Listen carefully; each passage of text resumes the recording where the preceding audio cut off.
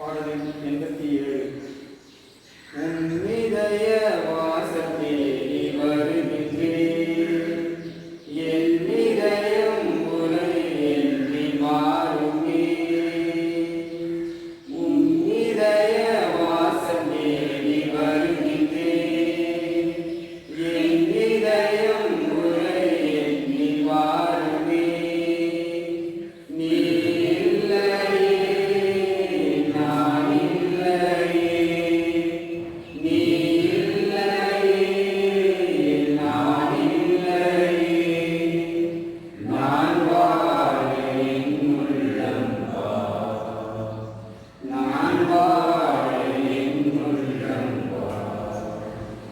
காலங்கள் மாறலாம், கோலங்கள் மாறலாம், காற்று செய்ய மறுக்கலாம், கடல் செய்ய மறுக்கலாம்.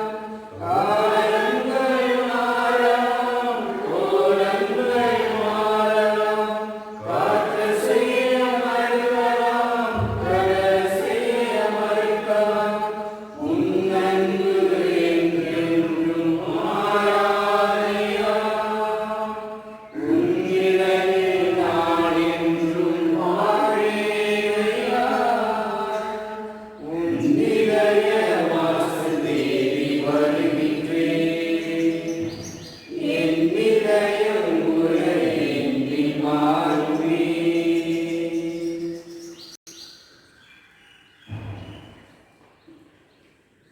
The words of Saint Aloysius. There is no more evident sign that anyone is a saint and are the member of the elect than to see him leading a good life and at the same time a prey to desolation, suffering, and trials. He who wishes to love God does not truly love Him if he has not an ardent and constant desire to suffer for His sake. Today we celebrate the feast of Sacred Heart of Jesus and also the feast of Saint Aloysius, who is the patron saint of our congregation. He was born in a princely family on 9th March 1568 in Lombardy, Italy. Saint Aloysius constantly sent darts of love into the heart of Jesus, but fearing that he still did not know how to love him well, and in seeing him so wholly corresponded, felt such a vivid grief and disgust that he suffered a secret martyrdom and would often exclaim, "Oh, I would wish to know how to love God, that fervor that such majesty deserves, and my heart cries that Christians show him so much ingratitude." He tried to compensate for it with various forms of deference, with frequent visits, genuflections, and holy communions, and could then die happily on Friday of the feast of the Sacred Heart of Jesus on 21st June 1591 at the age of 23. He was a great mystic who was named Patron of Truth by Pope Benedict XIII in 1729. At 7 years of age, he turned his heart entirely from the world and gave it to God. He began to love God above everything. He always used the name of Jesus and Mary. He used to recite the Holy Rosary with his mother. He practiced the virtue of purity. He went to extremes to maintain the purity of his heart. In keeping with his goal to be holy, he believed that only the pure of heart can see God. He had a compassionate heart that reached out to the people who were suffering. He sacrificed his life for the betterment of others, and that Saint Aloysius stands as the best example for loving others. Humility is the foundation of all virtues. He practiced humility at the early childhood. Under divine inspiration from early childhood, he recognized that if he is to even save his soul, he cannot pride himself on his rank or social state. recited every day special prayers to the angels that they would help him to walk with humble heart and mind. Our founder Don Rubino, a diocesan priest who lived holy lives spending many hours before the Holy Eucharist, wished to have Mary Immaculate, the Mother most pure, to be the mother of our congregation.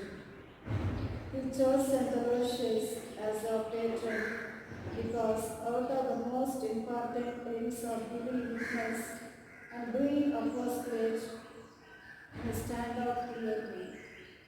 The virginal purity as the fundamental and special characteristic of the congregation.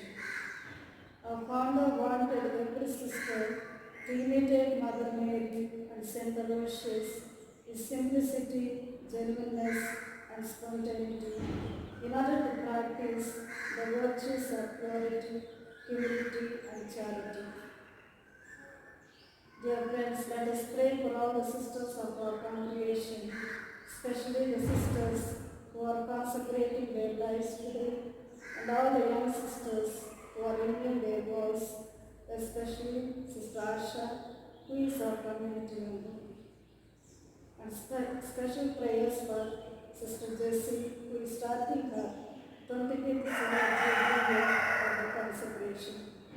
Let us keep all these intentions in mind and participate in this Holy Eucharistic celebration.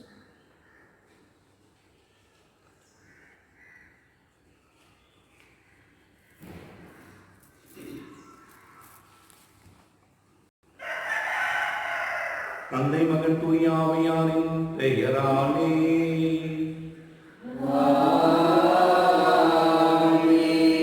நம் ஆண்டவராகிய இயேசு கிறிஸ்துவின் அருளும் கடவுளின் அன்பும் தூய ஆவியாரின் நட்புறவும் உங்கள் அனைவரோடும் இருப்பதாக.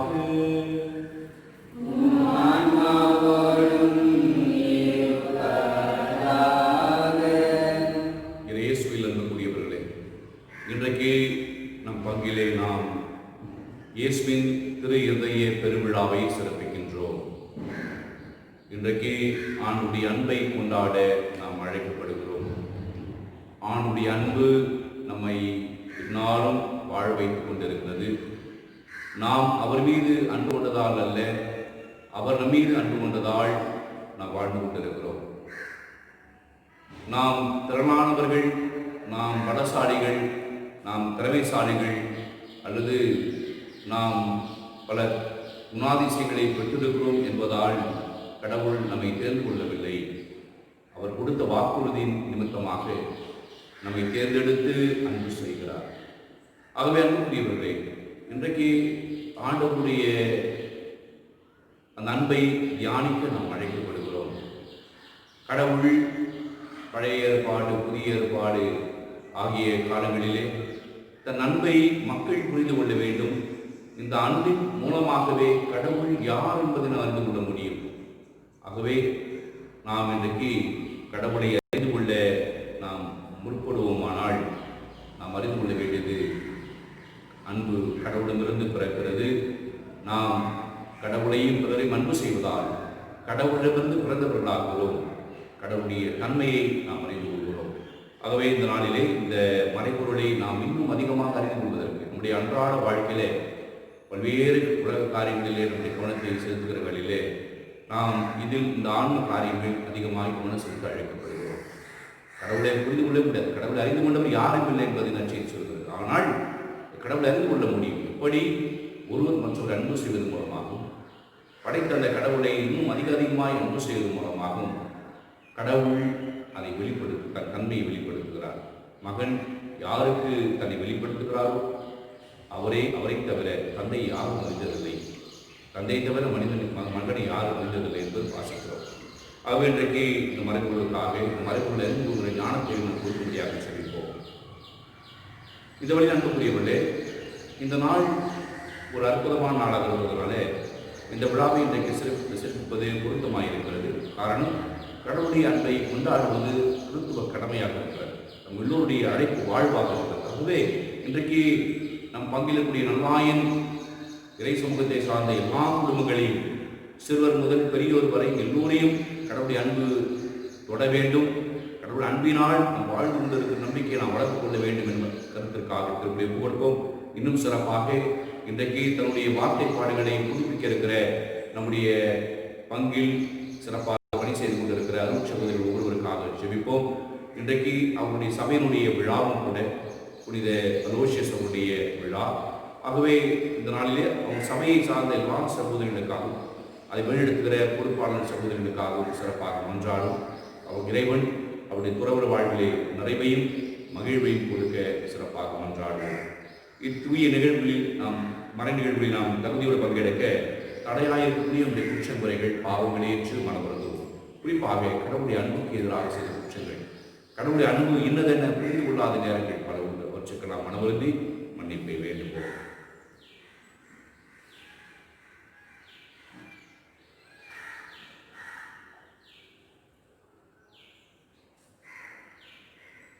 எல்லாம் உள்ள இறைவனிடமும் சகோதர சகோதரர்களை உங்களிடமும் நான் பாவியனை ஏற்றுக்கொள்கிறேன். ஏனெனில் என் சிந்தனையாலும் சொல்லாலும் செயலாலும் கடமையில் தவறியதாலும் பாவங்கள் பல செய்தேன். என் பாவமே என் பாவமே என் பெரும் பாவமே. ஆகையால் எப்போதும் கண்ணியான தூய மரியாவையும் வானதூதர் புனிதர் அனைவரையும் சகோதர சகோதரிகளே உங்களையும் நம் இறைவனாக ஆண்டவரிடம் எனக்காக வேண்டிக் கொள்ள மன்றாடுகிறேன். எல்லாம் வல்ல இறைவன் நம் மீது இறக்க வைத்து நம் பாவங்களெல்லாம் மன்னித்து நம்மை நிலை வாழ்வுக்கு அழைத்துச் செல்வராக. உன்னதங்களிலே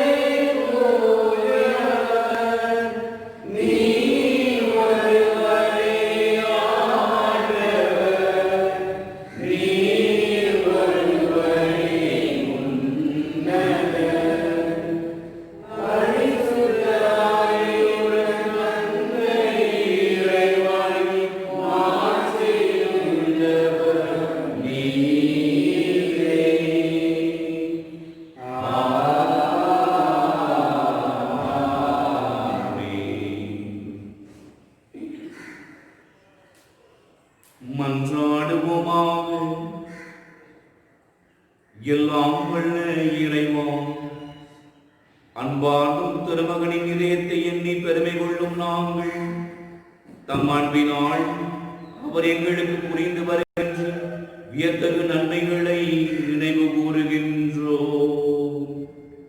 இவ்வாறு விண்ணக கொடைகளின் ஊற்றாகிய அத்திரு இதயத்திலிருந்து பொங்கி வழியும் அருளை நாங்கள் பெற்றுக்கொள்ள தகுதி பெறச் செய்வீராக.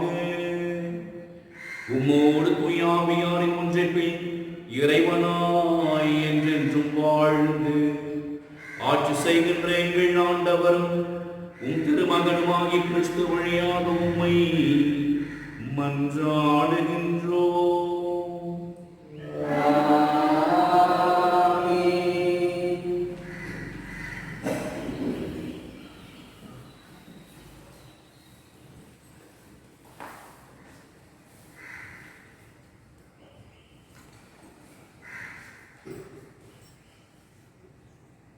ஆண்டவர் உங்கள் மீது அன்பு கூர்ந்தார்.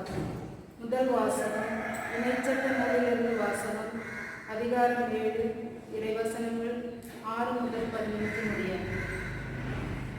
உங்கள் கடவுளாகிய ஆண்டவரின் தூய மக்களிடம் நீங்கள் மண்ணில் உள்ள எல்லா மக்களிடங்களிலும் உங்களே தம் சொந்த மக்களாக கடவுளாகிய ஆண்டவர் தேர்ந்து கொண்டார்.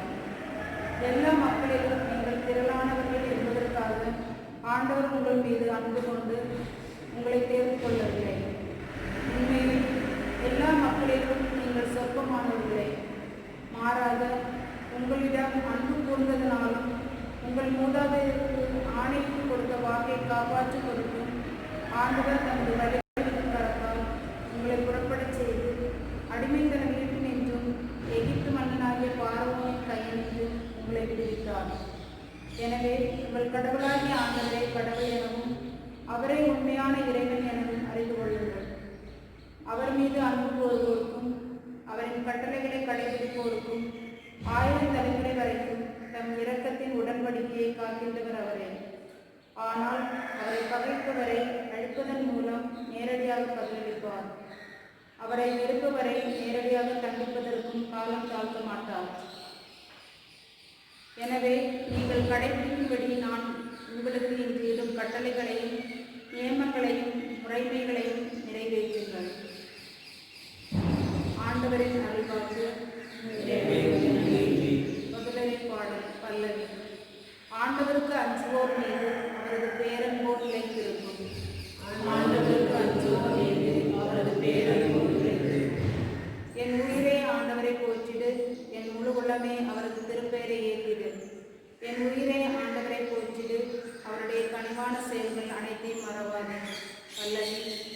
ஆண்டவருக்கு அஞ்சுவோர் மீது அவரது பேரன்போர் நிலைத்திருக்கும். அவர் உன் குற்றங்களை எல்லாம் மன்னிக்கின்றார், உன் நோய்களை எல்லாம் குணமாக்குகின்றார். அவர் உன் உயிரை படுகொலியில் மீட்கின்றார். அவர் உனக்கு பேரன்பையும் இரக்கத்தையும் மணிமுடியாக சூட்டுகின்றார். அல்லவி. ஆண்டவருக்கு அஞ்சுவோர் மீது அவரது பேரன்போர் நிலைத்திருக்கும். ஆண்டவரின் செயல்கள் நீதியானவை. ஒடுக்கப்பட்டோர் அனைவருக்கும் அவர் உரிமைகளை வழங்குகின்றார். அவர் தம் வழிகளை மோசேக்கு வெளிப்படுத்தினார். அவர் தம் செயல்களை இஸ்ரேல் மக்கள் காணும்படி செய்தார். அல்லவி. ஆண்டவருக்கு அஞ்சுவோர் மீது அவரது பேரன்போர் நிலைத்திருக்கும். ஆண்டவர் இரக்கமும் அருளும் கொண்டவர், நீடிய பொறுமையும் பேரன்பும் உள்ளவர். அவர் நம் பாவங்களுக்கு ஏற்ப நம்மை நடத்துவதில்லை, நம் குற்றங்களுக்கு ஏற்ப நம்மை தண்டிப்பதில்லை. பல்லவி. ஆண்டவருக்கு அஞ்சுவோர் மீது அவரது பேரன்போர் நிலைத்திருக்கும்.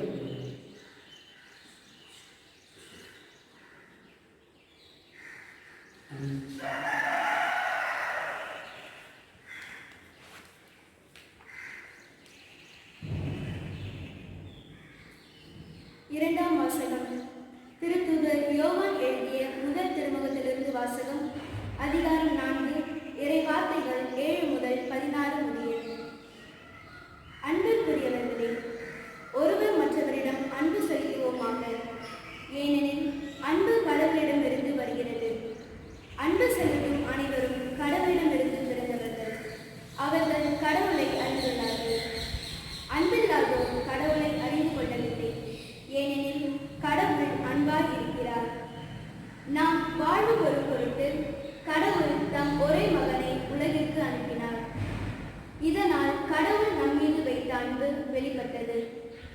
நாம் கடவுள் மீது அன்பு கொண்டுள்ளோம் என்பதில் அல்ல, மாறாக அவர் நம் மீது அன்பு கொண்டு தம் மகனை நம் பாவங்களுக்கு கழுவாயாக அனுப்பினார் என்பதில்தான் அன்பின் தன்மை விளங்குகிறது.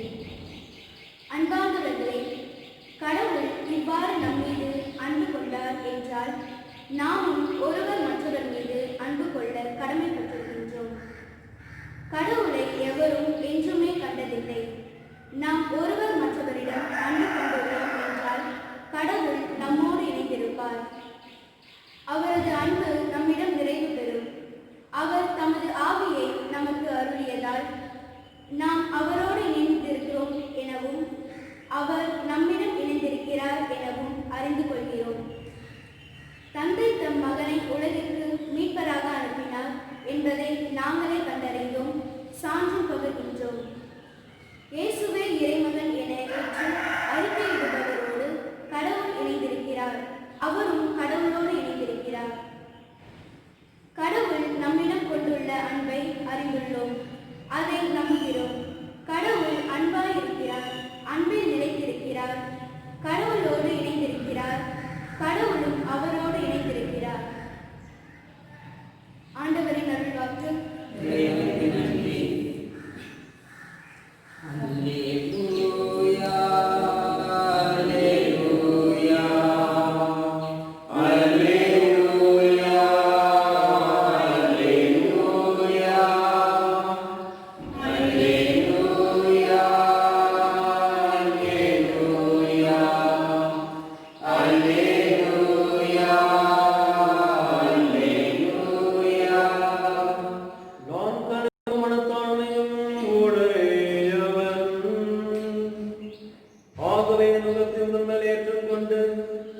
என்னிடம் கற்றுக்கொள்ளுங்கள் என்கிறார் ஆண்டவர். அல்லேலூயா. அல்லேலூயா. அல்லேலூயா.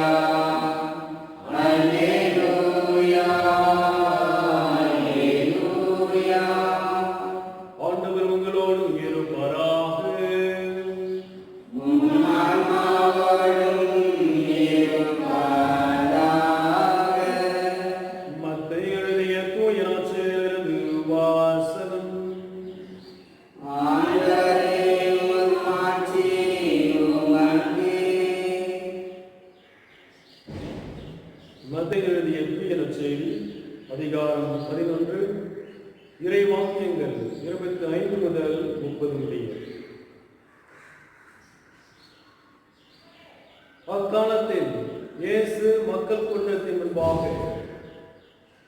தந்தையே, விண்ணுக்கும் மண்ணுக்கும் ஆண்டவரே, உம்மை போற்றுகிறேன். ஏனெனில் ஞானிகளுக்கும் அறிஞர்களுக்கும் இவற்றை மறைத்து குழந்தைகளுக்கு வெளிப்படுத்தினேன். ஆம் தந்தையே, இதுவே உமது திருவுளம். என் தந்தை எல்லாவற்றையும் என்னிடத்தில் ஒப்படைத்திருக்கிறார். தந்தையை தவிர வேறு எவரும் மகனை அறியார். மகனும் அவர் யாருக்கு வெளிப்படுத்த வேண்டும் என்று விரும்புகிறாரோ அவரும் அன்றே வேறு எவரும் தந்தையை அறியார் என்று கூறினார். மேலும் அவர், பெருஞ்சுமை சுமந்து சோர்ந்திருப்பவர்களே, எல்லாரும் என்னிடம் வாருங்கள், நான் உங்களுக்கு இளைப்பாறுதல் தருவேன். நான் கனிவும் மனத்தாழ்மையும் உடையவன். ஆகவே என் நுகத்தை உங்கள் மேல் ஏற்றுக்கொண்டு என்னிடம் கற்றுக்கொள்ளுங்கள். அப்பொழுது உங்கள் உள்ளத்திற்கு இளைப்பாறுதல் கிடைக்கும். ஆம், என் முகம் அழுத்தாது, என் சுமை பெரிதாய் உள்ளது என்றார். ஆண்டவரின் அருள்வாக்கு. இயேசுவே, உமக்கே புகழ்.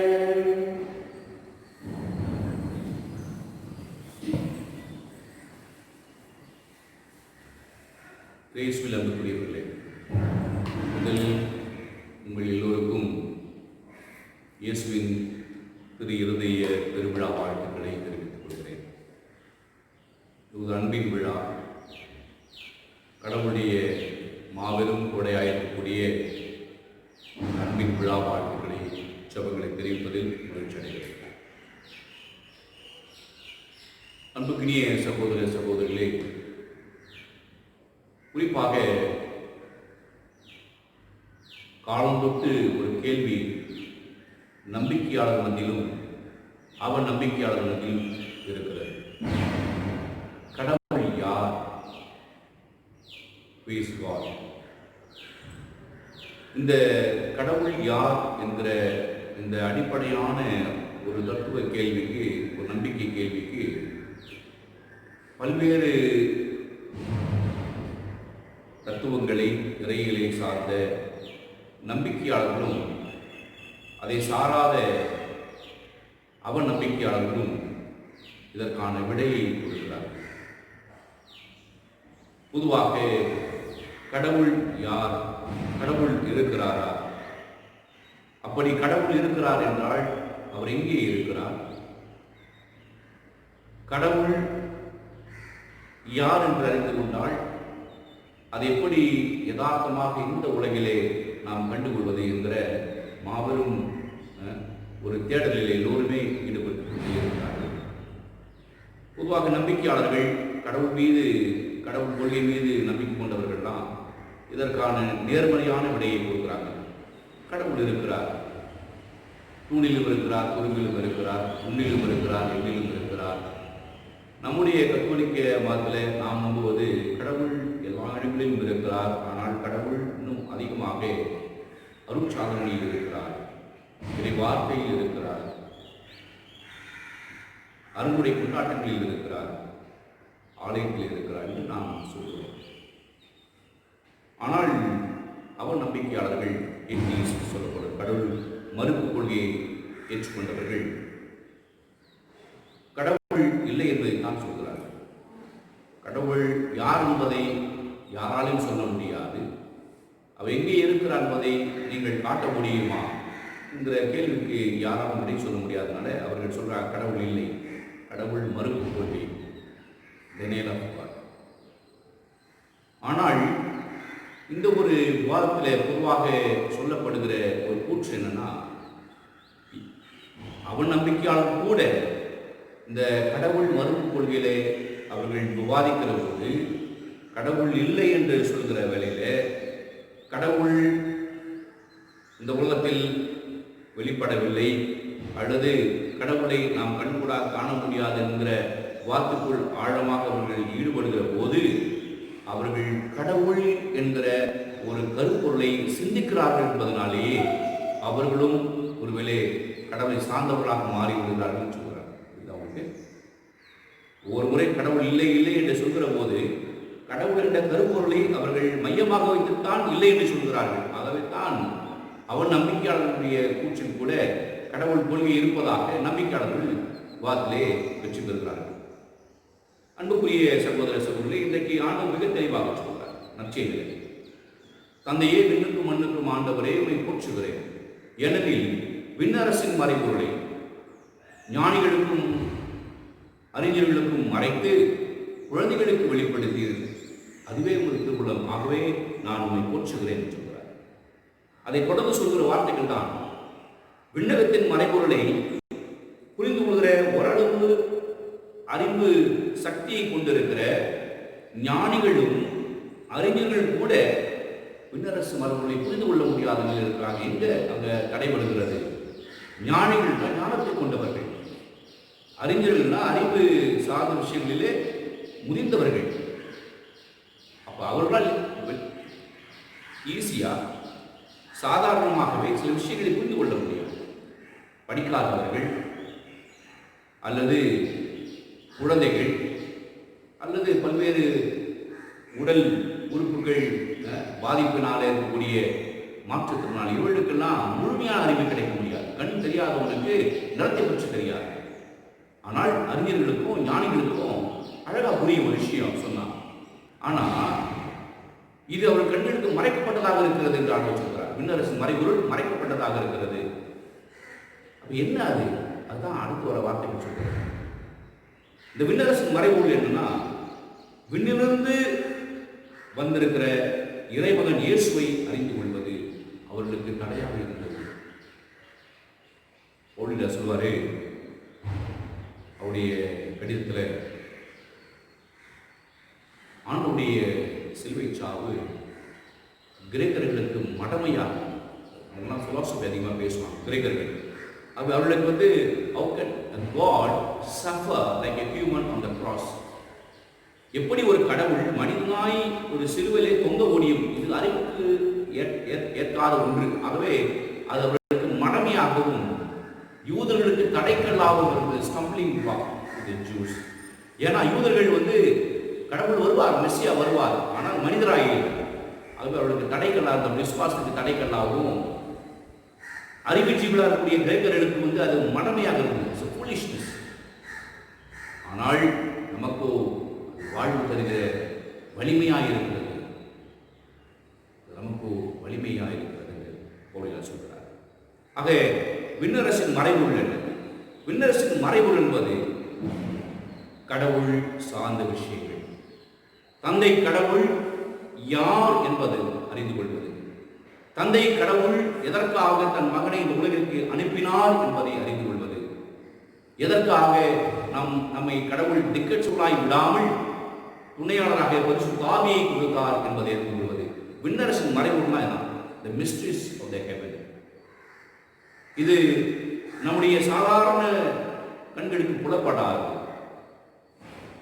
ஆகவே இதை விவாதத்தினாலோ அறிவினாலோ வெறுமனே ஒரு புத்தக அறிவினாலோ இதை நாம் வெளிப்படையாக மக்களுக்கு புரிய வைத்துவிட முடியாது.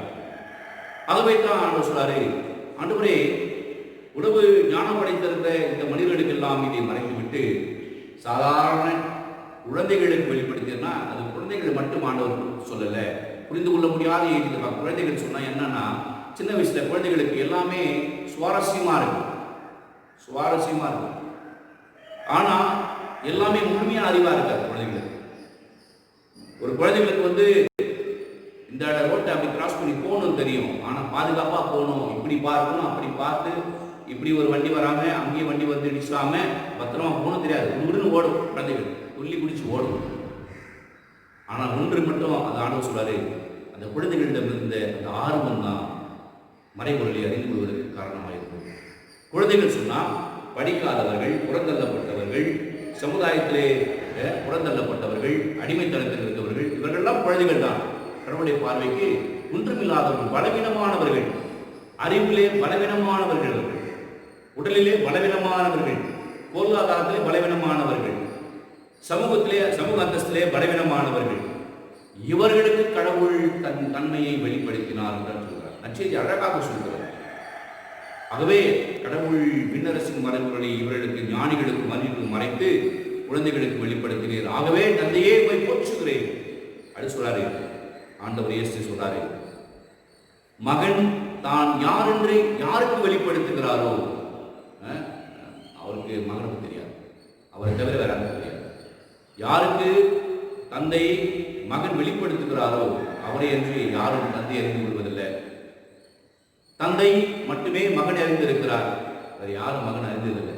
இந்த மறைபொருளை தந்தை யார், தந்தை கடவுள் யார், மகன் கடவுள் யார், பரிசுத்த ஆவி கடவுள் யார், ஆவி கடவுள் யார், இவர்கள் எதற்காக இந்த உலக படைப்பிலே ஈடுபட்டார்கள், எதற்காக கடவுள் உலகத்திலே மனிதனை அனுப்பினார், இந்த மறைபொருளை அறிந்து கொள்வதற்கு கடவுள் எதை எதிர்பார்க்கிறார்னா, நம்முடைய ஞானத்தையும் நாம் கட்டி அமைத்திருக்கிற புத்தக அறிவு மட்டும் அவரை எதிர்பார்க்கவில்லை. நம்மிடம் இருக்க வேண்டிய குழந்தைத்தனமான ஒரு ஈர்ப்பு, ஒரு ஆர்வம், எல்லாவற்றையும் அறிந்து கொள்ள வேண்டும், இதையும் நான் அறிந்து கொள்ள வேண்டும் என்று நாம் தேடுகிற அன்பு செய்கிற அந்த அருளைத்தான் கடவுள் விரும்புகிறார். ஆகவே அன்புக்குரியவர்களே, அப்ப கடவுள் யார் என்பதை குழந்தைகள் அறிந்து கொள்கிறார்கள். இந்த மக்கள் ஈஸியாக அறிஞ்சுக்கிறாங்க. தன்னுடைய இயலாமையில, தன்னுடைய வறுமையில, தன் கஷ்டத்துல, தன் துன்பத்துல அவர்கள் கடவுளை விட்டு ஓடி போல, மாறாக இந்த கடவுள் என்னை வழிநடத்துவார் என்று அவர்கள் அறிந்து கொள்கிறார்கள். ஆகவே தான் ஆண்டவர் சொல்றாரு, ஆண்டவரே போற்றுகிறேன், இந்த குழந்தைகளை வெளிப்படுத்துறீங்க. அன்புகளே, இதை இன்னும் ஆழமாக சிந்திப்பதற்கு நாம் 2ஆம் வாசகத்துக்கு போகணும். 2ஆம் வாசகம் நமக்கு அழகாக சொல்கிறது. திருத்தூதர் யோவான் எழுதிய முதல் திருமுகத்தில் எழுதப்பட்டது. அன்பை பற்றி ஒரு பெரிய டிஸ்கோர்ஸ், அது ஆழமாக இருக்கு. ஒருவர் மற்றும் அன்பு செலுத்துவோமாக, ஏனெனில் அன்பு கடவுளிடமிருந்து வருகிறது. இந்த கேள்விக்கு கடவுள் யார், தந்தை கடவுள் யார், ஏன் அனுப்பினார்? இந்த கேள்விக்கெல்லாம் விடை என்பது எப்படின்னா ஒன்னே ஒன்று தான் புரிந்து கொள்ளணும். எதன் வழியாய் கடவுளை அறிந்து கொள்ள முடியும்? நாம் கடவுளை அறிந்து கொள்ள முடியாது. இதுவரை கடவுளை கண்டது யாரும் இல்லை என்று அவரே சொல்கிறார். கண்டது யாரும் இல்லை. ஆனால் ஒன்றை அறிந்து கொள்ளணும், கடவுளிடமிருந்து அன்பு பிறப்பெடுத்து வருகிறது. The origin of love is God himself. ஒரு அன்பின் ஊற்று நீயோ நானோ அல்ல. ஒரு அன்பின் ஊற்று இந்த உலகத்துடைய மூலையிலிருந்து வந்ததல்ல. மாறாக அன்பு, அந்த இயக்கம் கடவுளிடமிருந்து வருகிறது.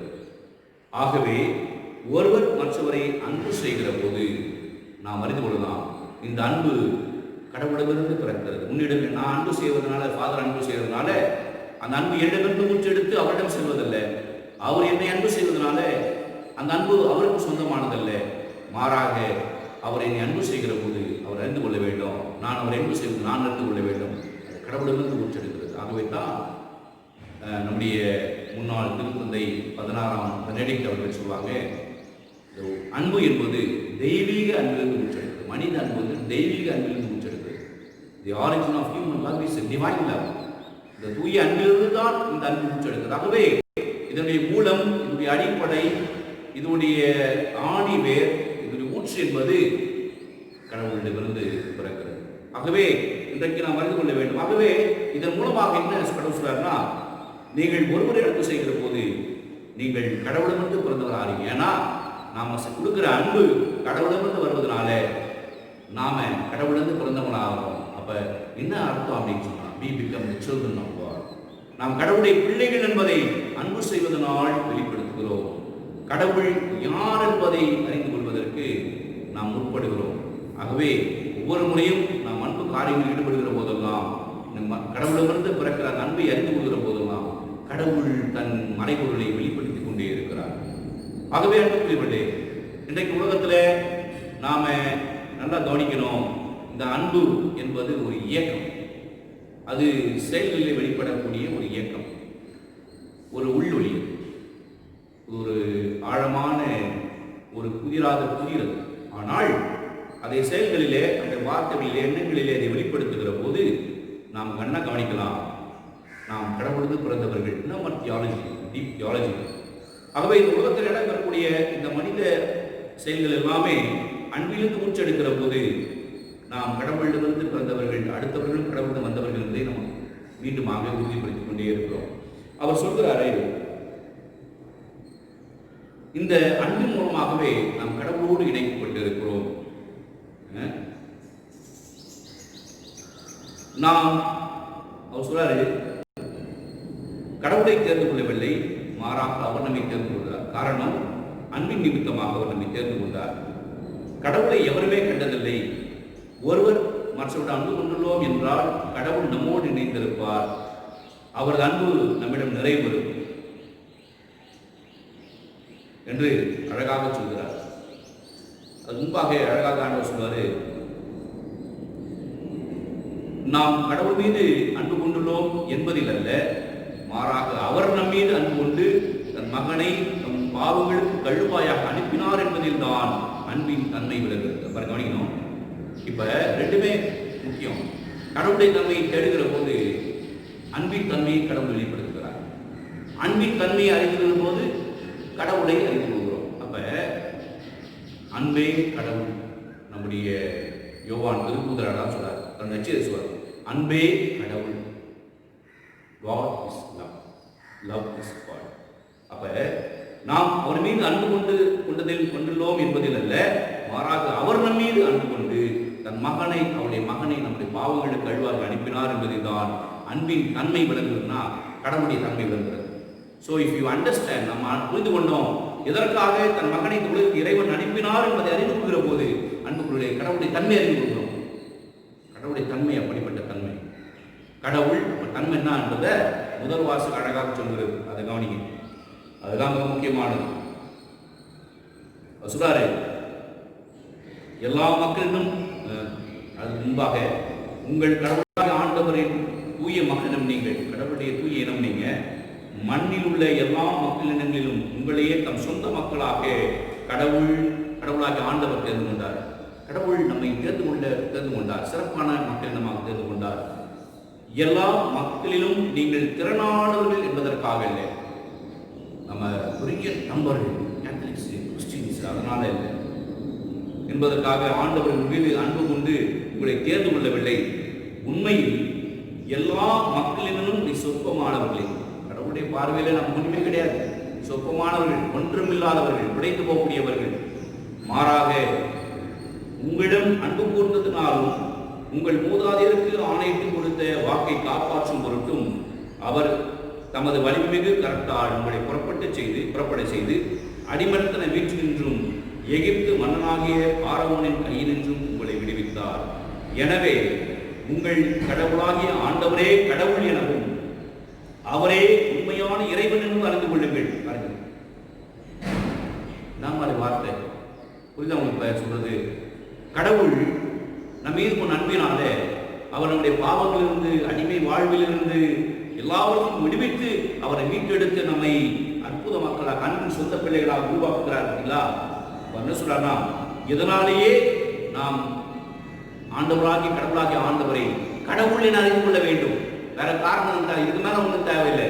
நம்ம வாழ்க்கை வச்சு பாருங்க, எவ்வளவு சம்பவங்களிலே நாம் கடவுளை மீட்டெடுக்கிறார்.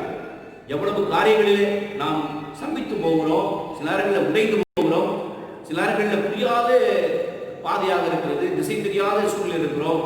வாழ்க்கையில் இப்படியெல்லாம் ஒரு பிரச்சனை வருமானம் நினைக்கிற போதெல்லாம் கண்ணுக்கு மறைவாக ஆண்டவர் நம்மை மீட்டெடுத்து நம்மை வழிநடத்துவதை பார்க்கிறோம். பார்த்தீங்களா?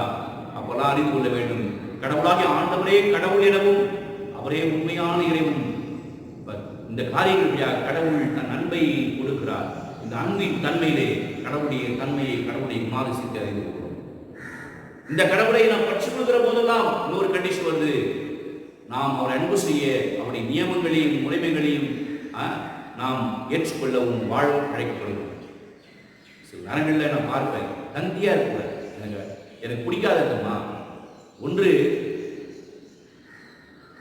வெதுவெதுப்பாக இருக்கணும், ஒன்று சூடாக இருக்கணும், இல்லை கொடுமையாக இருக்கணும். சொல்லணும் வெதுவெதுப்பாக இருக்கிறது மீடியாப்பர் ஸ்டேட் இருக்கு, ரொம்ப கொடுமையானது.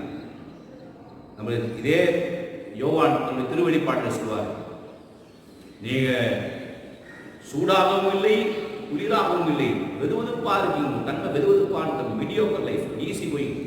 ஆகவே உங்களை நான் கொண்டுருவேன், வாயில் துப்பிடுவேன். லூக்வாம் கிறிஸ்டின்ஸ் இதை சொல்றேன்னு சொன்னா, நம்முடைய பல பேருக்கு இந்த நிலைமை இருக்குது. ஒன்று எஃபர்ட்டே இருக்குது, புத்தி ரீதியாகவும் சரி, செயல் ரீதியாகவும் சரி, எண்ணங்கள் அடிப்படையில் கூட நான் முயற்சி எடுப்பதே கிடையாது. தந்தி மாதிரி அப்படியே ஒரு உலகத்தில் வாழ்ந்துட்டு அப்படியே இருந்துட்டு இருக்கிற சூழ்நிலை அப்படியே என்ஜாய் பண்ணிட்டு அப்படியே போகிறோம். ஒரு நிலைக்கு நம்ம உயர்த்தி நம்ம கடவுளுடைய அன்பை அறிந்து கொள்வதற்கும், கடவுள் தன்மையை அறிந்து கொள்வதற்கும், அதில் வெளிப்படக்கூடிய அன்பின் தன்மையை அறிந்து கொள்வதற்கும், அல்லது அன்பின் தன்மையாக கடவுளுடைய தன்மையை அறிந்து கொள்வதற்கும் எந்த முயற்சியும் எடுக்கிறது. எவ்வளவு சொன்னாலும், எவ்வளவு படிப்பனைகள், எவ்வளவு மறைமுறைகள், எவ்வளவு விஷயங்கள் கடவுள் இந்த எதிர்பார்த்தவையாக சொன்னாலும் கூட, நற்கை அனுபவங்களில் கடவுள் மீண்டும் மீண்டுமாக தன்னை உழைத்து கொடுத்து தன்னை அன்பை வெளிப்படுத்தினாலும் கூட நம்முடைய வாழ்க்கையில் புரிந்து கொள்ளாமல் இருக்கிற பார்த்தீங்களா, வெரி டேஞ்சரஸ் ஸ்டேட். ரொம்ப அதிகமாக நீ உருவாகி கொண்டே இருக்கு. நாளில் அதிகமாக இதை சிந்திக்க வழிபடுது. ஆகவே அன்புக்குரிய சொல்றாரு அடுத்த கட்டமா, இதன் மூலமாக அன்பை நாம் அறிந்து கொள்கிற போது, இந்த கடவுளுடைய நடவடிக்கைகளிலே, கடவுளுடைய காரியங்களிலே கடவுளுடைய அன்பை அறிந்து கொள்கிற போது கடவுள் தன்மையை வெளிப்படுத்துகிறார். ஆகவே சொல்றாரு, அது மட்டுமல்ல, மீண்டுமாக இந்த 3 வாசகம் கனெக்ட் பண்றது. ஆகவே நீங்கள் ஒருவருக்கு மற்றவரை அன்பு செய்யுங்கள். நீங்கள் கடவுளுக்கு பிறந்தவர்கள் என்பதற்கு அதுதான் சாட்சி. இப்போ நீங்களும் நானும் வந்து சொல்றோம் இயேசுடைய பிள்ளைகள், தந்தை கடவுளுடைய பிள்ளைகள் அப்படி சொன்னோம்னா நம்ம அடுத்த அன்பு செய்யணும். அன்பு மட்டும் வாங்கிக்கணும். இப்போ நான் வந்து ஒரு பேச்சு சொன்னால் நம்முடைய எனக்கு மேலே இருக்கிற என்னுடைய சுப்பீரியர்ஸ்க்கு அவங்க அன்பு எனக்கு வரணும், அவங்க முன்னாடி நான் நல்லவனாக இருக்கணும், அவங்களுக்கு நல்ல உதவனாக இருக்கணும், காரியங்களை செய்யணும் என்பதில் மட்டும் என்னுடைய கவனம் இருந்து விடக்கூடாது. என்னோடு இருக்கக்கூடியவர்கள், நம்மோடு பணி செய்யக்கூடியவர்கள், இப்படி அன்பை வெளிப்படுத்திக் கொண்டே இருக்கும். புரியுதுங்களா? நம்மளுடைய வாழ்க்கையில் சில நேரங்களில் நாம் சொல்லுவோம், எங்ககிட்ட என்ன இருக்குது ஃபாதர், எங்ககிட்ட ஒன்றுமே கிடையாது, நீங்கள் கொடுக்கலாம், கொடுக்குறதுக்கு எங்ககிட்ட ஒன்றுமே கிடையாது, கொடுப்பதற்கு எல்லாம் இருக்கிறது, அன்பு இருக்கிறது. ஆகவே அன்பு இல்லைன்னு சொன்னால் கடவுள் உங்ககிட்ட இல்லைன்னு அர்த்தம். அன்பு இருக்குதுன்னா கடவுள் நம்மோடு இருக்கிறார், கடவுளும் இணைக்கப்பட்டு இருக்கிறார். ஆகவே இந்த தன்மையை பற்றி பேசுகிற போதெல்லாம் ஒருவேளை இப்படியே நான் எக்ஸ்பிளைன் பண்ணலாம். நம்ம the mystery of God can be explained by the fact of human love. கடவுளுடைய மாபெரும் மறைபொருளை நாம் அன்பு என்கிற யதார்த்தமான ஒரு மதிப்பீட்டின் வழியாக நாம் விளக்கி விடலாம். கடவுளுடைய மறைபொருளை, விண்ணரசு மறைபொருளை உணர்வதற்கு நாம ரொம்ப பெரிய ஆட்களாக இருக்கணும் இல்லைன்னு சொல்லி நச்சரிக்கை சொல்லுது. ஞானிகளாக இருக்கணும், அறிவியலாக இருக்கணும். அதை தெரிந்து கொள்ள வேண்டும் என்கிற குழந்தை போல மனம் இருந்தாகும். நம்ம அலோசியஸாக இருக்கட்டும், புனித அலோசியஸாக இருக்கட்டும், புனித தெரேசா அபிலாமா இருக்கட்டும், இவங்கெல்லாம் என்ன பண்ணாங்கன்னா அவங்க அடிக்கடி பேசும்போது filial love of children towards God, குழந்தைத்தனமான அன்பு, கடவுள் மீது குழந்தைத்தனமான அன்பு. கடவுள் இருக்கிறார், எனக்கு பெரிய விஷயங்கள்லாம் எனக்கு தெரியாது, தியாலஜி தெரியாது, பெரிய பெரிய இறையியல் காரியங்கள்லாம் தெரியாது, ஆனால் ஒன்று தெரியும், கடவுள் என் கூட இருக்கிறாரு, கடவுள் என்னை காப்பாற்றுறாரு அப்படின்னு உணரும் போதெல்லாம் நம்ம கடவுளுடைய அன்பை உணர்கிறோம். கடவுளுடைய அன்பை உணரும் போதெல்லாம் கடவுளோடு இணைஞ்சிருக்கிறோம். அப்படி இணைஞ்சிருக்கிற போது நாம் அந்த அன்பை கடவுளுக்கு எப்படி கொடுக்க முடியும்னா அவருடைய நியமங்கள், அவருடைய முறைமைகள், அவர் கொடுத்திருக்கிற இந்த இறைவார்த்தைங்கிற மேல்வரி சட்டத்துக்கு உகந்து நம் வாழ்க்கையை நேர்மையா, உண்மையா, சாட்சியமா வெளிப்படுத்தி கொண்டே இருக்கும். இரண்டாவது, அதே அந்த வாழ்க்கை கடவுளுக்கு நம் உகந்தவர்களாக நம்ம வெளிப்படுத்தி கொண்டிருக்கிற போதெல்லாம் மறந்துவிடக்கூடாது. சக மனிதர்களை புறக்கணித்து கடவுளை நான் அன்பு செய்கிறேன்னு சொல்வது பொய்யது. கடவுளை காண்கிற நேரில் காண்கிற சகோதரனை அன்பு செய்யாமல் காணாத கடவுளை அன்பு செய்கிறேன் என்று சொல்வான் பொய் என்று நம்ம யோவான் சொல்றார். ஆகவே அன்புக்குரியவர்களே, இன்றைக்கு இந்த வாஷிங் நம்ம உணர்ந்து பார்க்கணும். அன்புக்குரிய சகோதரிகளை, இன்றைக்கு உங்களுடைய வாக்குறுதிகளை புதுப்பிக்கிற வேளையிலே நமக்கு இந்த கேள்வி மிக முக்கியமான. கடவுள் யார் என்பதை நாம் தேடுகிற போது தந்தை கடவுள் யார், மகன் கடவுள் யார், கடவுள் யார், அவருடைய செயல்பாடுகள் என்ன, வரலாற்று செயல்பாடுகள் வெறும் விவிலியத்தில் சொல்லப்பட்ட புதிய பழைய ஏற்பாட்டு செயல்பாடுகள் மட்டுமல்ல, என்னுடைய வாழ்க்கையில நான் ஒரு ஏற்பாடு, கடவுள் ஏற்படுத்தி ஒரு ஏற்பாடு. இந்த வாழ்க்கையில கடவுள் எனக்கு செய்திருக்கிற மாபெரும் காரியங்களை நாம் அறிந்து கொள்கிற போது நான் அன்பு செய்தனால் அல்ல, மாறாக கடவுள் என் மீது அன்பு கொண்டதனாலே கடவுள் என்னை மீட்டெடுத்துக் கொண்டிருக்கிறார். இன்றைக்கும் என்னை வாழ வைத்துக் கொண்டிருக்கிறார். எத்தனை துன்பங்கள், துயரங்கள், பாவங்களில் விழுந்தாலும் கூட கடவுள் என்னை மீட்டெடுத்துக் கொண்டே இருக்கிறார் என்கிற அந்த செயல்பாடுகளை கடவுளுடைய அன்பை உணர்ந்து கொள்ள முடியும். ஆகவே நாம் தகுதியானவர்களாய் என்பதால் அல்ல, நாம் தகுதி இல்லாதவர்களாய் இல்லாத போதே கடவுளுடைய அன்பு மீது பொழியப்பட்டுக் கொண்டிருக்கிறார். ஆகவே கடவுளுக்கு உண்மையுள்ள பிள்ளைகளாக, இயேசுடைய திரு இதயத்துக்கு நம்மை அர்ப்பணித்த பிள்ளைகளாக வாழ இன்றைக்கு அழைக்கப்படுகிறோம். அந்த இயேசுக்கு அர்ப்பணிக்கப்பட்ட பிள்ளைகள் எல்லோருமே மற்றவர்களையும் அழைக்க, குறிப்பாக இந்த ஆண்டவருக்கு உகந்த ஒரு வாழ்க்கை வாழ வேண்டும் என்று சொன்னால் நாமும் அந்த அர்ப்பண வாழ்விலை பிறரை அன்பு செய்து வாழ அழைக்கப்படுகிறோம். இதை உணர்ந்தவாறு நம்முடைய அழைத்தல் வாழ்வை உணர்ந்து கொள்வோம். அது குறுப்பு அழைத்தலாக இருக்கலாம், புறவர் அழைத்தலாக இருக்கலாம், இல்லற அழைத்தலாக இருக்கலாம். எல்லாத்துக்கும் பொதுவான ஒரு ஏற்பாடு தான் இது, பொதுவான செய்தி தான் இது. ஆகவே அன்புக்குரியவர்களே, இயேசுடைய திரு இதய விழாவை சிறப்பிக்கிற வேளையிலே மீண்டுமாக கண்களை மூடி நாம் ஜெபிப்போம். ஆண்டுடைய இயல்பை அறிந்து கொள்ள முடியும். இப்படி அழகான செய்தி, ஆழமான செய்தியான அழகாக அன்பினால் விளக்கப்படுகிறது. எங்கே அன்பு விதைக்கப்படுகிறதோ அங்கே கடவுள் பிரசன்னம் இருக்கிறார். ஆகவே தான் நற்கரனை பார்த்து சொல்கிற போது அது அன்பின் அடையாளம் என்று சொல்கிறார்.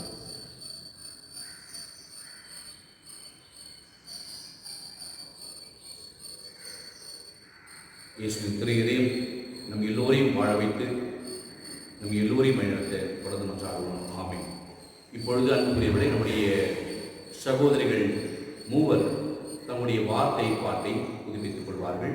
அதைத் தொடர்ந்து சகோதரி ஆஷா அவர்கள் தன்னுடைய முதல் பாட்டை எடுத்துக் கொள்வார்கள்.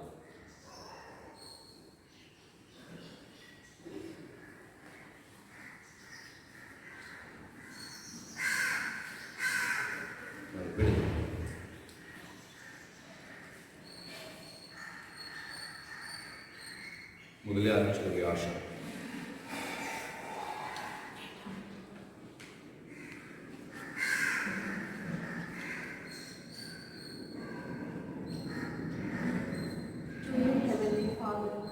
Consecrated me in baptism, and through your Spirit have called me to follow Christ more closely along the path of the evangelical counsels.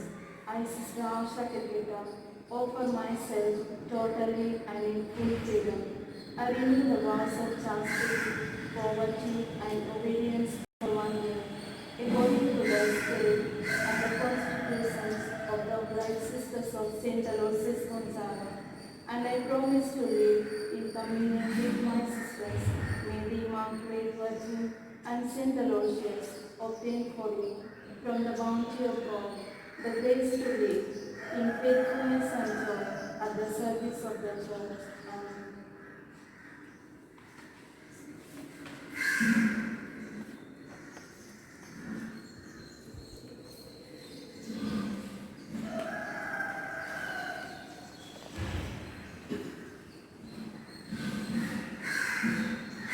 To you, Heavenly Father, who consecrated me in baptism, and through your Spirit, have called me to follow Christ more closely, learn the path of the evangelical counsels.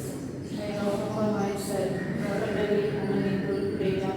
I renew the works of chastity, poverty, and obedience, according to the Spirit, and the constitutions of the Sisters of St. Aloysius Gonzaga. And I promise to live in communion with my sisters. May the Immaculate Virgin and St. Aloysius obtain for me in the bounty of God the grace to live in faithfulness and joy at the service of the Church. Amen.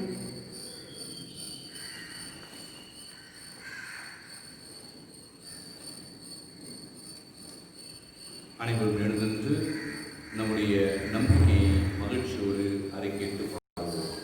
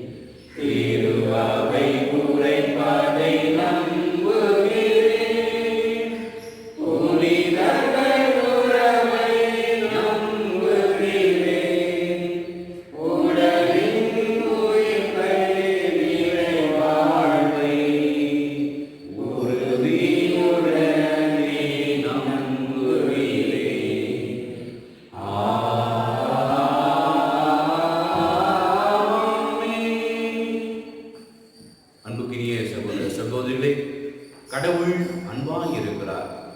அந்த அன்புக்குள் இரக்கம், மன்னிப்பு, பகிர்வு, நீதி, உண்மை எல்லாம் அடங்கியிருக்கிறது. அன்பு என்கிற மறைபொருளில் கடவுளுடைய தன்மை என்கிற அந்த அற்புதமான மறைபொருளும் மறைந்திருக்கிறது. ஆகவே நம்முடைய வாழ்க்கையிலே அன்பின் பிள்ளைகளாக வாழ்கிற போதெல்லாம் கடவுளுடைய பிள்ளைகளாக வாழ்கிறோம். ஆகவே அன்பை வெளிப்படுத்துகிற போதெல்லாம் கடவுளோடு இணைந்திருக்கிறோம். கடவுளோடு இணைந்த நெஞ்சில் நாம் ஜெபிக்கிற போது கடவுளுடைய வார்த்தைகள் நமக்குள்ளும் நாம் கடவுளுக்குள்ளும் இருக்கிற போது நாம் விரும்பி கேட்கிற எல்லா ஜெபங்களும் கேட்கப்படும் என்று ஆண்டவரை சொல்லியிருக்கிறார். அந்த நம்பிக்கையிலே நாம் நம்முடைய தேவைகளை அவர் முன் கொண்டு வருகிறோம்.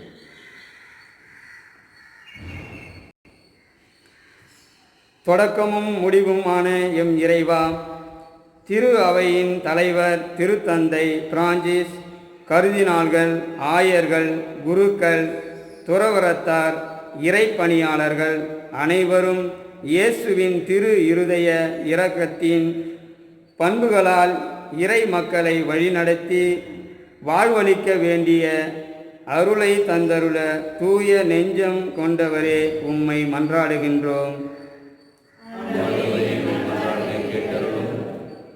வானக மருத்துவரே இறைவா, கொரோனா தொற்று நோயினாலும் ஆறாத மனப்புண்களாலும் அவதியுறும் அனைவரும் உம் திரு இருதயத்தின் இரக்கம் பெருக்கம் அன்பின் வல்லமையால் குணம் பெற வேண்டுமென்று தூய நெஞ்சம் கொண்டவரே உம்மை மன்றாடுகின்றோம்.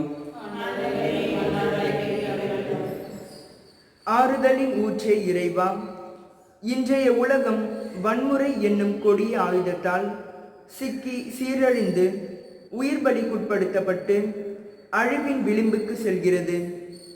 உறவுகளை இழந்தவருக்கு ஆறுதலும், உம்மிடம் வந்த ஆன்மாக்களுக்கு நிலையான பேரின்ப வாழ்வும் தர வேண்டுமென்று தூய நெஞ்சம் கொண்டவரே உம்மை மன்றாடுகின்றோம். நீதியின் பாதையில் வழிநடத்தும் இறைவா, மக்களை நல்வழியில் வழிநடத்தவும் சிறந்த திட்டங்களினால் கல்வி வேலை வாய்ப்பு அளிக்கவும் மக்களின் நலனே தம் வாழ்வன வாழவும் நல்மனம் கொண்ட நல்ல மனிதர்களை ஆட்சியாளர்களாக அளிக்க வேண்டுமென்று தூய நெஞ்சம் கொண்டவரே உம்மை மன்றாடுகின்றோம். நம்முடைய அருட்சகோதரர்களுக்காக சிறப்பாக மன்றாடும் தன்னுடைய முதல் வாக்குறுதியை கொடுத்திருக்கிற அருட்சகோதரி ஆஷாவர்களுக்காக சிறப்பாக மன்றாடுவோம். ஒவ்வொரு முறையும் நாம் வாக்குறுதிகளை புதுப்பிக்கிற போதெல்லாம் நாம் கடவுளுக்கு பிரமாணிக்கமாய் வாழ்வோம் என உறுதி செய்கிறோம். ஒவ்வொரு குருவானவரும் ஒவ்வொரு துறவரத்தாரும் இறை மக்களும் நம்முடைய அழைப்பு வாழ்வுக்கு நாம் பிரமாணிக்கமாய் வாழ பல வேளைகளிலே நாம் உறுதி கொடுத்திருக்கிறோம். ஆனால் கொடுத்த வாக்குறுதியெல்லாம் காற்றோடு போயிருக்கிறது. சூழ்நிலைகள் காலங்கள் மாறுகிற போது நாம் நம்முடைய சுகத்திற்காக ஒரு வாழ்வை கட்டி அமைத்துக் கொள்கிறோமே தவிர அழைத்த கடவுள் எதற்காக அழைத்திருக்கிறார் என்பதை அறிந்து கொள்ளாமல் பல நேரங்களிலே வாழ்வு முடிந்திருக்கிறது. இன்றைக்கு மீண்டுமாக கடவுளுடைய அன்பை கொண்டாடுகிற வேளையிலே, இயேசுவின் தூய்மைக்கு இதய பெருவிழாவை கொண்டாடுகிற வேளையிலே ஆண்டவருடைய இதயத்தை நம்மை ஒப்பு கொடுத்து செபிப்போம். நம்ம எல்லோருமே அழைப்பு பெற்றிருக்கிறோம். இல்லற குருத்துவ துறவர அழைப்பு பெற்றிருக்கிறோம். ஆண்டவருடைய இதயத்துக்குள் நம்மை ஒப்புவித்து செபிக்க அழைக்கப்படுகிறோம். ஆண்டவருடைய திரு இதயம் நம்முடைய வாழ்வையும் நம்முடைய இல்லங்களையும் ஆட்சி செய்ய நாம் நம்மையே ஒப்பு கொடுத்து செபிப்போம். இன்றைக்கு நம் குடும்பத்தில் எல்லா இறை மக்களுக்காக செபிப்போம். எல்லா குடும்பங்களிலும் இந்த இயேசுடைய திரு இதயம் தூய்மை இதயம் ஆட்சி செய்யும்படியாக, அந்த அரசருக்கு உகந்த பிள்ளைகளாக எல்லோருமே கீழ்ப்படிந்த பிள்ளைகளாக வாழும்படியாய் இந்த வழியிலே செபிப்போம். உலகத் தலைவர்களுக்கு நாம் கீழ்ப்படிந்து கொண்டிருக்கிறோம். உலகத் தலைவர் கொடுக்கிற சட்டங்களை, அவர் கொடுக்கிற விதிமுறைகளையும் இன்றைக்கு கீழ்ப்படிந்து நாம் கேட்கிறோம். கொரோனா தொற்றுகளில் கொடுக்கிற விதிமுறைகளை நாம் எல்லோருமே, ஆனால் அரசருக்கெல்லாம் அரசராக இருக்கக்கூடிய இயேசுவின் அரசு, இயேசுவாகிய அரசர் நமக்கு கொடுத்திருக்கிற இறை வார்த்தை என்கிற அந்த நெறிமுறைகளை முறைமைகளை நாம் பல வழிகளை காட்சி கொடுத்திருக்கிறோம். வாழ்வுக்கெல்லாம் மூச்சானவர், இறை வாழ்வை நாம் கொடுக்கக்கூடியவர், அவர்களுடைய வார்த்தையை இனிவரும் நாட்களிலே சட்டமென நியமமென ஏற்று வாழ சிறப்பாக மன்றாடுவோம்.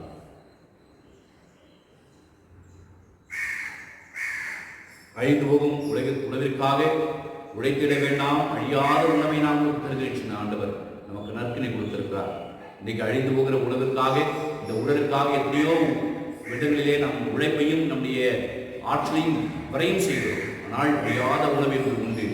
அது கடவுள் தருகிற மாபெரும் விருந்து நற்கருணை. ஆகவே இந்த நாளிலே இயேசுவின் திரு இதயத்தை கொண்டாடுகிற போது ஆண்டவருடைய நற்கருணை விழாவை நாம் சிறப்பிக்கிறோம். ஆகவே நாம் நற்கருணை பிள்ளைகளாக வாழ்வுரியாக இருக்கிறோம்.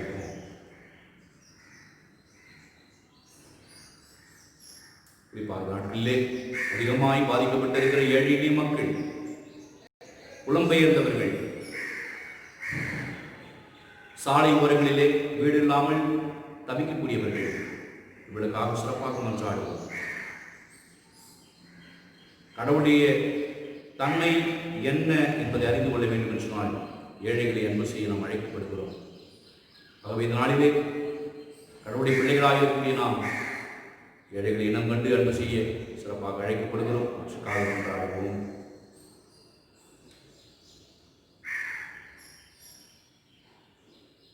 இந்த மன்றாட்டுகளையும் இன்னும் நம்முடைய இறை சமூகம் வைத்திருக்கிற எல்லா மன்றாட்டுகளையும் உள்ளத்தில் வைக்கிற எல்லா ஜபங்களையும் நிறைவேற்று தந்தருடைய நம் ஆண்டவராகிய இயேசு கிறிஸ்து வழியாக தொடர்ந்து மன்றாடுவோம். ஆமென்.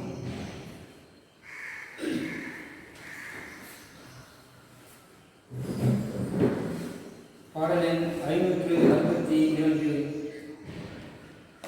தந்திட்ட பொருட்கள் யாவையும் எடுத்து தந்தோம் தந்தாய் ஏற்றிடுவார். தந்திட்ட பொருட்கள் யாவையும் எடுத்து தந்தோம் தந்தாய் ஏற்றிடுவார். வழங்கிட கனியோ உணவோ இன்றி வாழிடும் வலியோர் பலரிறைவா.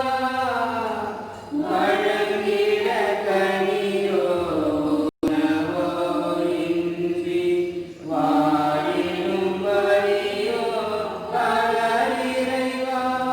மேலும் பெரியவை வேதனையன்றி வேறேதும் இல்லா நிலை இறைவா.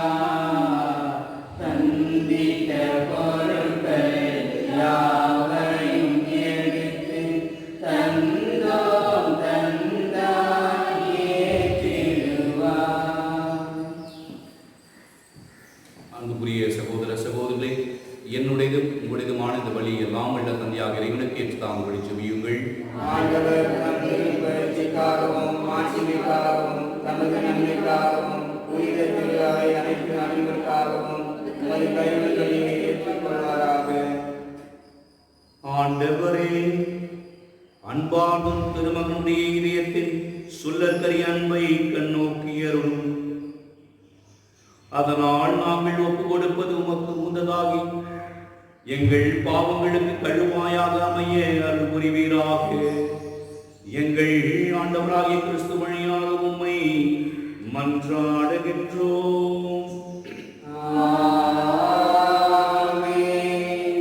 ஆண்டவர் உங்களோடு இருப்பாராக.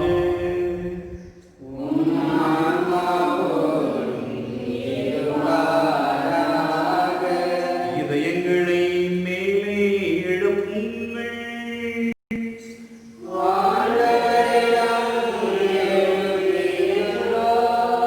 நம் இறைவனாகிய ஆண்டவருக்கு நன்றி கூறுவோம்.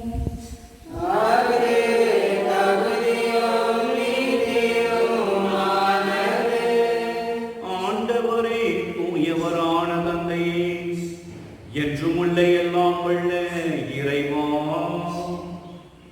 எங்கள் ஆண்டவராகிய இயேசு கிறிஸ்து வழியாக என்னாலும் எவ்விடத்திலும் நாங்கள் உமக்கு நன்றி செலுத்துவது மெய்யாகவே தகுதியும் நீதியும் ஆகும்.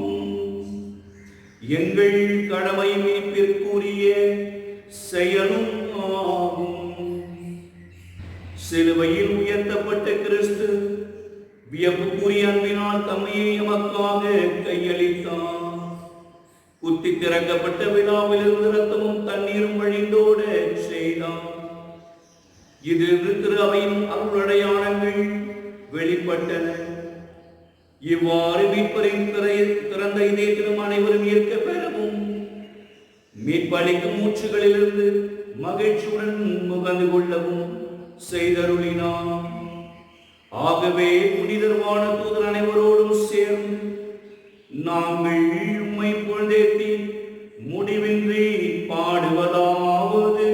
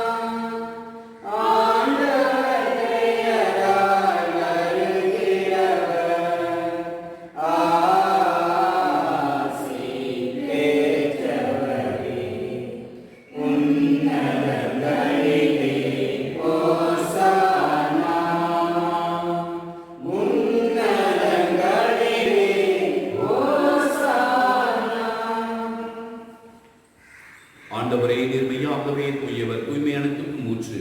ஆகவே உடைய தூய ஆவியை பொழிந்து காணிக்கைகளை தூய்மைப்படுத்த உம்மை வேண்டுகின்றோம்.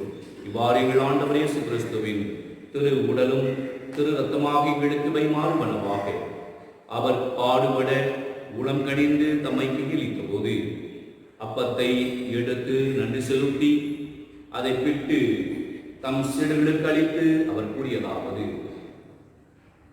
அனைவரும் இதிலிருந்து பெற்று உண்ணுங்கள், ஏனெனில் இது உங்களுக்காக கையளிக்கப்படும் என் உடல்.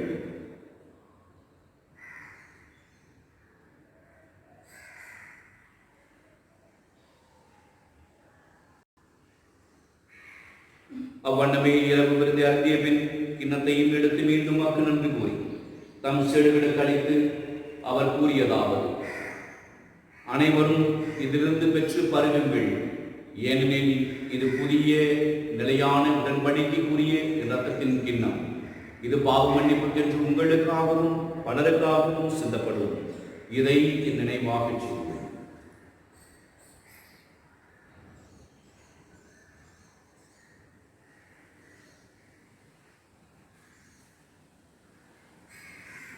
நம்பிக்கையின் மறைபொருள்.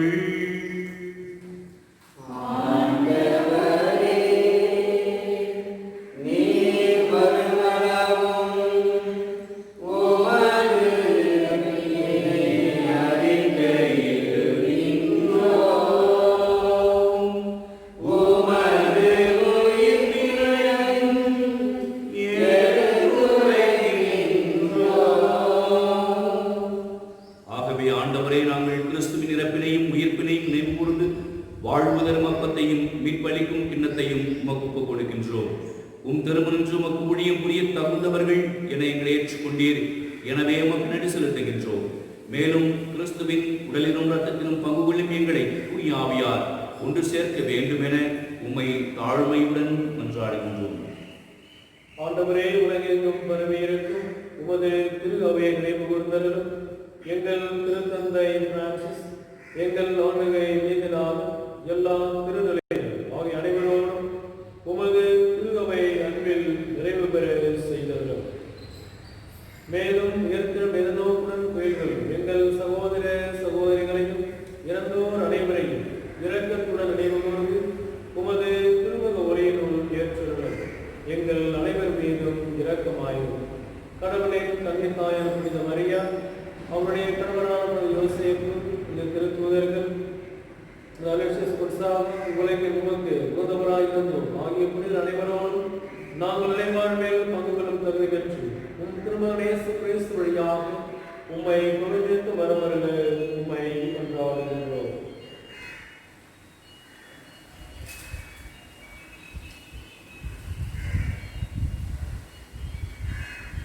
இவர் வழியாக இவரோடு இவரில் எல்லாம் உள்ள இறைவனாகிய தந்தையே, தூய ஆவியானவரே,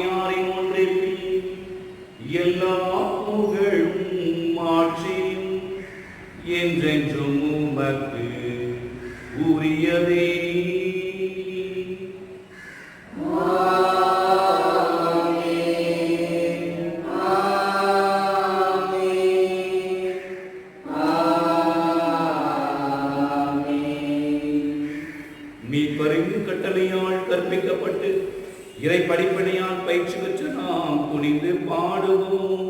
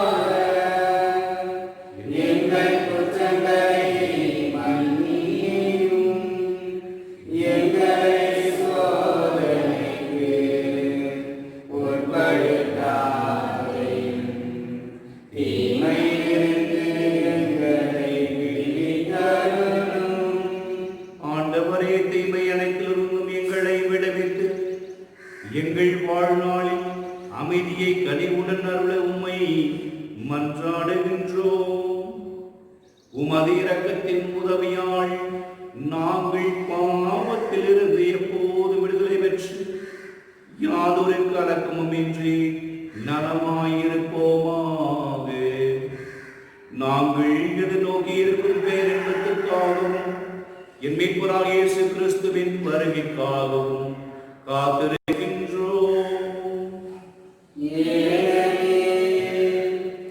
ஆட்சி வந்தமையும் மாட்சிமையும் என்றென்றும் உமதே. ஆண்டவராகிய இயேசு கிறிஸ்துவின் அமைதியை உங்களுக்கு விட்டுச் செல்கிறேன், என் அமைதியை உங்களுக்கு அளிக்கின்றேன் என திரு தூதர்களுக்கு மொழிகிறேன். எங்கள் பாவங்களை பாராமல் திரு அவையின் நம்பிக்கையை கண்ணோக்கி திருவுளத்திற்கேற்ப அதற்கு அமைதியையும் ஒற்றுமையும் அளித்தல்கிறாக என்று வாழ்ந்து ஆட்சி செய்கிறவர் நீரே. ஆண்டுடைய அமைதி நானும் உங்களோடு இருப்பதாக. ஒருவருக்கு ஒருவர் அன்பின் அடையாளமாய் இருக்கக்கூடிய அமைதியை பகிர்ந்து மகிழ்வோம். அமைதி. உலகின் பாவங்களை போக்கும் தேவை சமரியே எங்கள் மேல் இரக்கமாயிரும். உலகின் பாவங்களை போக்கும் தேவை சமரியே எங்கள் மேல் இரக்கமாயிரும். உலகின் பாவங்களை போக்கும் தேவை சமரியே எங்களுக்கு அமைதி அளித்தருளும்.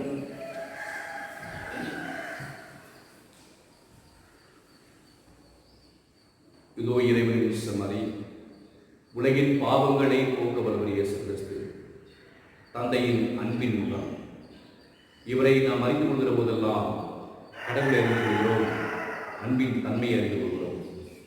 மீண்டுமாக நமக்கு அன்பு விருந்தை படைத்து அன்பில் வாழ அழைக்கிறார். விருந்துக்கு அழைக்கப்பட்டு இருக்கிற நாம் அனைவருமே பேறு பெற்றவர்கள்.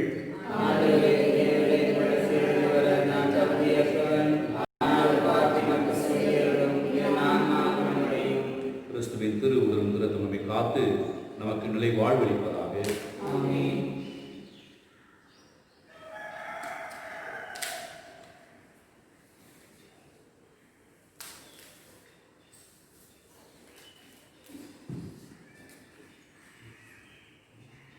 பாடலின் 745. செம்மறியின் விருந்துக்கு அழைக்க பெற்றோர் பேறு பெற்றோர். அவ்விருந்தை உண்டிட சென்றிடுவோம் இன்பம் பொங்க. செம்மறியின் விருந்துக்கு அழைக்க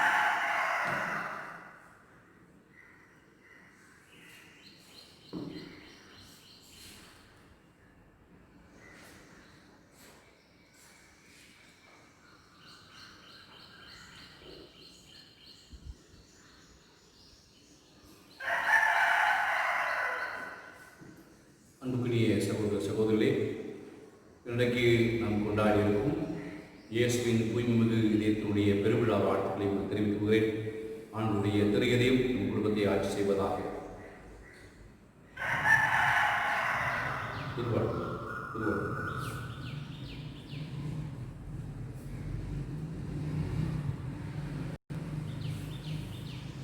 இன்றைக்கு இந்த நாளுடைய செவங்களையும் வாழ்த்து தெரிவித்து மகிழ்ச்சி அடைகிறோம். இன்றைக்கு நம்முடைய அருட்சகோதரிகள் சிறப்பாக தங்களுடைய வார்த்தை பாட்டை புதுப்பித்திருக்கிறார்கள்.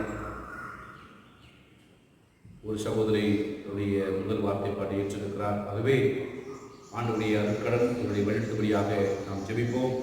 அவர்கள் ஏற்றுக்கொண்ட இந்த துறவு வாழ்விலே நிறைவையும் மகிழ்ச்சியும் அவர்கள் கண்டுகொள்ள அவர்களுக்காக தொடர்ந்து மன்றாடுவோம். இன்றைக்கு அது மட்டுமல்ல, புனித குன்சாகா அவருடைய விழா, இதனுடைய விழா. இந்த நாளிலே இந்த சபையுடைய பாதுகாவலரக்கூடிய இந்த புனருடைய விழாவை இந்த சபையை சார்ந்த அனைத்து சகோதரிகளும் கொண்டாடுகிறார்கள். ஆகவே இந்த சபையை சார்ந்த தலைமை சகோதரர்களுக்கும் அதில் இருக்கக்கூடிய ஒவ்வொரு சகோதரிகளுக்கும், குறிப்பாக நம்முடைய பங்கிலே மிக சிறப்பாக நம் பங்கிற்காக பள்ளிக்காக பணியாற்றிக் கொண்டிருக்கிற நம்முடைய அருட்சகோதரர்கள் ஒவ்வொருவருக்கும் நம்முடைய விழா வாழ்த்துக்களை கரங்களை தட்டி இறைவனது ஆசிரியர்களும் ஜெபிக்கிறோம்.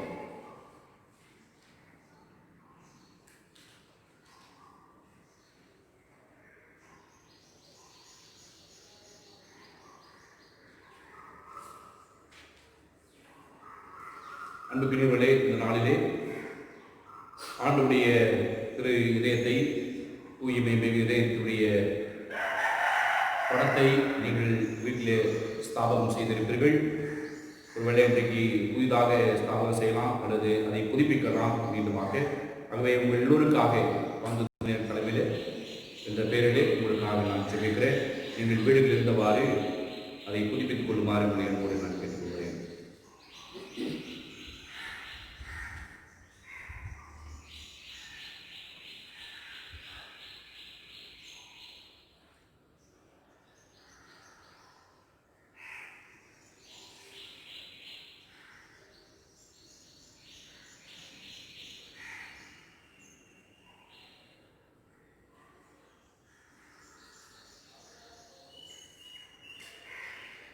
இயேசுவின் தூய்மை இதயத்துக்கு மக்களை ஒப்புக் கொடுக்கும் ஜெபம் இப்பொழுது நான் உங்கள் மீது ஜெபிக்கிறேன்.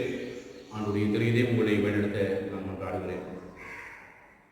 இனிய இயேசுவே, மக்களின் மீட்பரே, முது பீடத்தின் முன்பாக பணிந்து வணங்கும் அடியோர் மீது இரக்கமாயிரும். நாங்கள் உமக்கு உரிமையானவர்கள், உமக்கு உரிமையாகவே இருக்க விரும்புகின்றோம். இன்னும் மிகுதியாக உம்மோடு ஒன்றித்திருக்குமாறு நாங்கள் ஒவ்வொருவரும் உமது தூய்மை மிகு இதயத்துக்கு எங்களை முழு மனதோடு ஒப்புக் கொடுக்கின்றோம். ஆண்டவரே, மனிதர்கள் பலரும் உம்மை ஒருபோதும் அறிந்ததே இல்லை. வேறு பலர் உம் கட்டளைகளை நிந்தித்து பழித்து உம்மை வேண்டாம் என்று ஒதுக்கிவிட்டார்கள். மிகவும் இரக்கமுள்ள இயேசுவே, இத்தகையோர் அனைவர் மீதும் இரக்கமாயிரும். அவர்கள் அனைவரையும் உமது தூய இதயத்தின் பால் ஈர்த்தருளும். ஆண்டவரே, உம்மை விட்டு ஒருபோதும் பிரியாமல் என்றும் உமக்கு உண்மையாயிருக்கும் நம்பிக்கையாளர்களான எங்களுக்கு மட்டுமின்றி உம்மை விட்டு பிரிந்திருக்கும் உதாரி பிள்ளைகளுக்கும் நீர் அரசாயிருப்பீராக. இவர்கள் அனைவரும் நாங்களும் கூட பசியாலும் துன்பத்தாலும் அறிந்து சாகாதபடி தங்கள் தந்தையின் இல்லத்துக்கு விரைந்து வந்து சேர அனுமதிக்கிறார்கள். தவறான கொள்கைகளை ஏற்றுக்கொண்டிருப்போருக்கும் உம்மை விட்டு விலகியிருப்போருக்கும் அரசராயிருப்பீராக. எங்கும் ஒரே மெய்ப்பெரும் ஒரே மந்தையும் இருக்குமாறு அவர்கள் அனைவரையும் உண்மைக்கும் விசுவாசத்தின் ஒருமைப்பாட்டிற்கும் அழைத்து சேர்த்தருளும். ஆண்டவரே, உமது திருச்சபையை ஆபத்திலிருந்து பாதுகாத்து நிலையான உரிமையை அதற்கு ஈந்தருளும். அனைத்துலக மக்களுக்கும் ஒருங்கமைப்பையும் அமைதியையும் அளித்தருளும். இவ்வுலகில் ஒரு முனை முதல் மறுமுனை வரை ஒரே குரலொலியாய் நமக்கு மீட்பளித்த இயேசுவின் தூய இதயத்துக்கு புகழ் உண்டாவதாக. மாட்சியும் வணக்கமும் என்றென்றும் செலுத்த பெறுவதாக என்னும் வாழ்த்தொலி விடாது எழும்புவதாக. ஆமென். திருவிருந்து பல்லவி. ஆண்டவர் கூறுகிறார், யாரேனும் தாகமாயிருந்தால் என்னிடம் வரட்டும், வருகட்டும். எனினும் நம்பிக்கை கொள்வோர் உள்ளத்திலிருந்து வாழ்வு தரும் தண்ணீர் ஆராய் பெருக்கெடுத்து ஓடும். திருத்தூத யோவான் எழுதிய தூய நற்செய்தி 7ஆம் அதிகாரம் வசனங்கள் 37 மற்றும் 38. நன்றியோடு மன்றாடுவோமாக. ஆண்டவரே, இந்த அன்பின் அருளடையாளம் எங்களை புனித அன்புத்தீயால் பற்றி எறிய செய்வதாக. இவ்வாறு நாங்கள் திருமகனும் என்றும் இருக்க பெற்று எங்கள் சகோதர சகோதரிகளை அவரையே கண்டுகொள்ள கற்றுக்கொள்வோமாக. என்றென்றும் வாழ்ந்து ஆட்சி செய்கின்ற அவர் வழியாக உம்மை மன்றாடுகின்றோம்.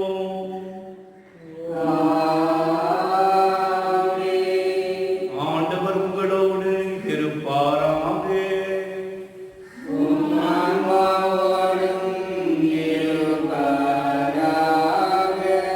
எல்லாம் வல்ல இறைவன் தந்தை, மகன், தூய ஆவியார் உங்களை ஆசீர்வதிப்பாராக.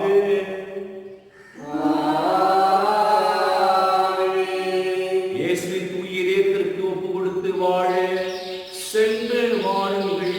வாழ்க்கை வழி தொடரட்டும்.